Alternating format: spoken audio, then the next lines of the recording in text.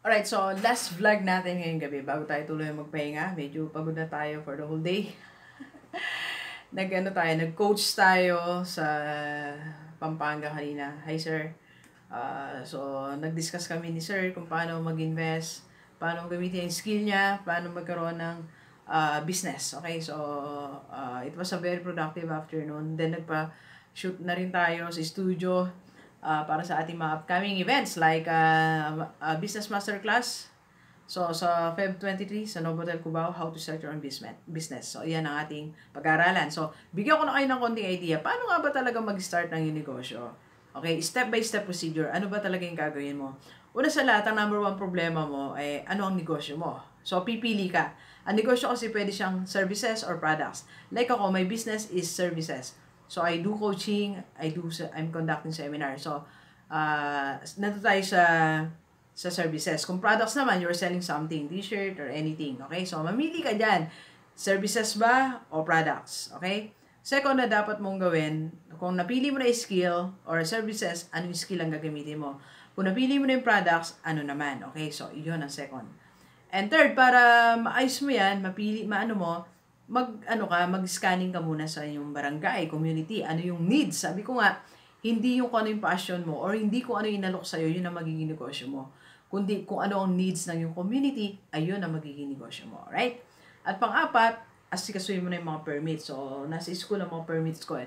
So, nagpa-asikaso tayo sa barangay permit, of course, mayor's permit, DTI, sanitary permit. So, yan, mga permits na kukunin mo, plus punta ka ng BIR. So, yan, mga importanteng permits na meron ka sa iyong negosyo, kahit services or products, ayan ang mga pagdadaanan mo. Okay? Then, of course, establish your your office. So, ako dito na lang sa bahay nag-o-office kasi mostly naman ang kinakanda ko online, plus nagpupunta naman ako sa iba't ibang lugar to conduct seminar and coaching. So, hindi ko na kailangan mag-rent. Pero kung ikaw, tingin mo products yan, kailangan mo mag-rent, i-ayos mo na yung ang yung lugar kasi diyan mo ilalagay ang mga business permit, diyan mo i-display, okay? So, ayusin ang yung pwesto, okay? Then, of course, kasabay niyan, establish mo na yung system. So, ano mangyayari? Pag ongoing na, kung bawa, coffee shop yan, saan ka magagaling raw materials mo, paano yung process, baga, mula simula, pagkuha ng mga raw materials, hanggang sa pagsiserve ng coffee, di ba, pag-ayos, pagliligpit, so, system yan. So, dapat inaasikaso mo yan. So, para sa atin, may system tayo when I do online coaching. So, pag online, di ba, ginagawa nyo, nag-advertise ako, tapos mag-usap tayo, nagbabayad muna kayo sa Cebuano o sa Western, tapos schedule na ako. So, that's my system. Kung personal naman, pupunta ako, normally, naghingi tayo ng 50% down payment, kasi baka mamaya, di kayo makarating, may emergency, di nyo naman sinasadya, so, may expenses na tayo, kasi from Manila, kung Manila yan, kumukuha po ako ng driver, okay? So, may mga expenses tayo, may assistant tayo. So, kumukuha tayo ng 50% down payment. So, pagdating natin, doon na ibibigay. So, that's a system sa aking business.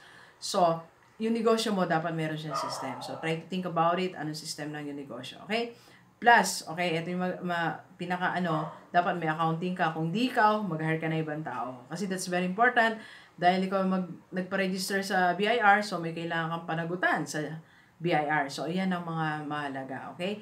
So, iyan ang mga mostly di-discuss natin sa Feb 23. Go your own business. Ibig sabihin ng go, you do it, launch it, okay, gawin mo yung business mo. Ituloy mo lang ang business mo. So, tuturuan ka namin mula sa acquiring business hanggang sa how to improve your sales. So, that's a 4-hour session sa Feb 23. Mag-usap tayo. Kung kayo po may-ari ng business, pwede po kayong dalawang umaten. Maximum of 2 persons per business.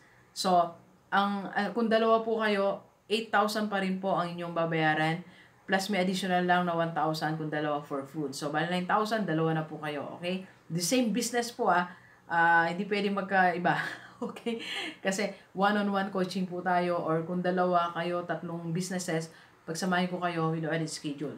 Pero malaga nito, didetalyin natin lahat hanggang sa pati how to increase your sales. So, lahat na gagawin natin para mas makatulong tayo, okay? So again, message mo ko 0939-525-4311 or sa aking page, so kay Gigi Sunga or aking FB page, FB account, Gigi Sunga, okay? So, doon sa lahat na gusto magpa-coach kahit hindi business, pwedeng OFW, online or personal, So, mag-message lang din kayo. And if you want to advertise your business, yan, pwede tayong mag-usap. Okay? So, please share this video sa lahat ng mga kaibigan natin, OFW, kahit dito sa Pilipinas, para sama-sama tayong mabago, tumunlad ang ating buhay. Alright, so thank you very much, Universe. Enjoy the rest of the day, and let's go, let's go!